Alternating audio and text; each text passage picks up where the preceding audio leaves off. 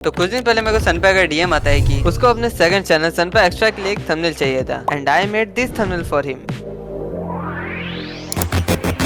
मैं हूं अनिकेत शर्मा एंड मैं इंडिया के टॉप माइनक्राफ्ट क्रिएटर के लिए काम करता हूं फॉर थंबनेल एंड आज मैं तुम्हें सनपा एक्सपर्ट के ये थंबनेल का बनाने का पूरा प्रोसेस दिखाऊंगा कि कैसे मैंने इसके आइडिया को फॉर्मुलेट किया एंड इसको कैसे इम्प्लीमेंट किया।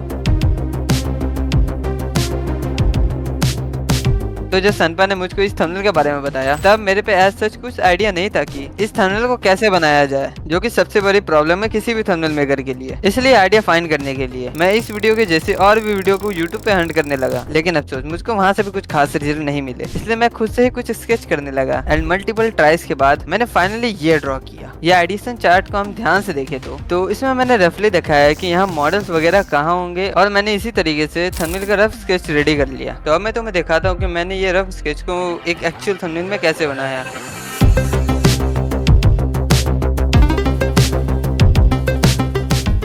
तो ये रहा सनपा का पूरा फाइनल थंबनेल और मैं इसका तुमको ब्रेकडाउन दिखाने वाला हूँ अभी। तो सबसे पहले हम इसके सारे लेयर्स को हाइड कर देते हैं। तो सबसे पहले मैंने ये इमेज उठाया, जो मिक्सर है ये दोनों इमेज का, जो मैंने गूगल से ढूंढा है। तो फिर मुझे ऐसा दिखाना था कि ये जितने भी आइलैंड है ये आसमान में है, तो फिर मुझे इसको ना एक फॉग इफेक्ट देना था कि लगे कि थोड़ा मतलब ऊपर है सब सामान। तो इसलिए मैंने नीचे की तरफ से ये फॉगी इफेक्ट दिया, जो मैंने बैकग्राउंड का कलर से वेरिएट उठाया था। तो फिर मैंने जैसे कि आइडिएशन में दिखाया था कि एक अपना भी प्लेटफॉर्म है जहाँ पर हम लोग अपना थंबनेल को परफॉर्म करेंगे कि हम लोग का थंबनेल में होने क्या वाला है। तो बैकग्राउंड का चार वहाँ पर आइलैंड है, तो ये अपना मेन आइलैंड है। तो मैंने ये आइलैंड को सिनेमा 4D से रेंडर करके लाया इधर। तो ये जो अपना आइलैंड है, जो मेन आइलैंड था अपना, तो उस पे मैंने पहले एक थोड़ा सा हाईलाइट ऐड किया येलो कलर का, जिससे मतलब थोड़ा जो ब्लास्ट पार्टिकल जहाँ पर मेरे को दिखाना है वहाँ पर थोड़ा इफेक्ट बने कि वहाँ पे ब्लास्ट हो रहा है। उसके बाद मैंने सेकंड लेयर उसके बाद बनाया एक्सपोजर लेयर का, कि लगे कि वो हाईलाइट थोड़ा सा ग्लो कर रहा है। तीसरा लेयर बनाया मैंने शैडोज का, जिससे मैंने ये बैकग्राउंड पे थोड़ा शैडो ऐड किया, अपने आइलैंड पे शैडो ऐड किया, बैकग्राउंड पे तो ऐड नहीं किया। तो आइलैंड में मुझे एक ब्लास्ट का सीन दिखाना था, तो उसी के लिए मैंने ये ब्लास्ट का पीएनजी उठा के लाया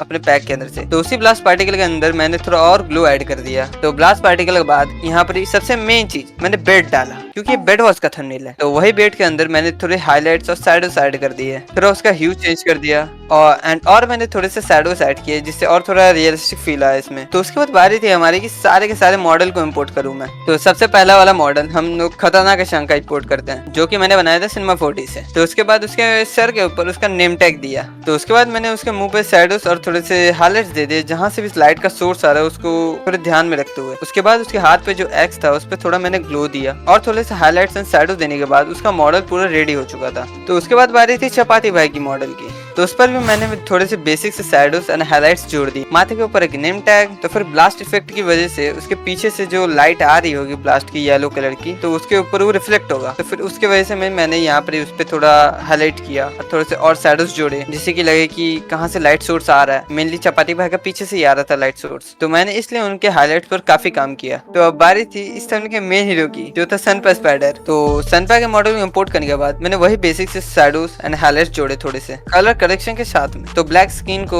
हाईलाइट करने में थोड़ा सा मुश्किल होता है, इसलिए मैंने लाइट सोर्स को ध्यान रखते हुए वहाँ पर मतलब सेफली हाईलाइट किया कि मॉडल बिगड़े ना ज्यादा। हाथ पे जो शॉर्ट था उस पर थोड़ा ग्लो डाला ऊपर से एक व्हाइट ओवरले डाला मैंने, ताकि ऐसा लगे कि लाइट सोर्स उनके आगे से, जैसे कि खतरनाक ईशान के पहले मैंने किया था। और सनपा के माथे के ऊपर भी मैंने एक नेम टैग लगा दिया। तो लास्ट में मैंने सनपा के शॉर्ट को थोड़ा सा ज्यादा ग्लो कर दिया। तो फिर फाइनल हमारा थंबनेल रेडी था, लेकिन अब टाइम था कलर ग्रेडिंग करने का। तो फिर फाइनली कलर ग्रेडिंग करने के बाद हमारा थंबनेल ऐसा दिख रहा था। एंड अगर तुम्हें जानना है कि मैं अपने थंबनेल में कैसे कलर ग्रेड करता हूँ, तो अभी कभी जाके कमेंट में ये लिखो। एंड अगर ज्यादा कमेंट्स आते हैं तो नेक्स्ट वीडियो इसी पर होगा। तो फिर मिलता हूँ मैं तुम्हें नेक्स्ट वीडियो में, तब तक के लिए चैनल को सब्सक्राइब कर दो। ऐसे ही थंबनेल रिलेटेड धांसू कंटेंट आते रहेंगे।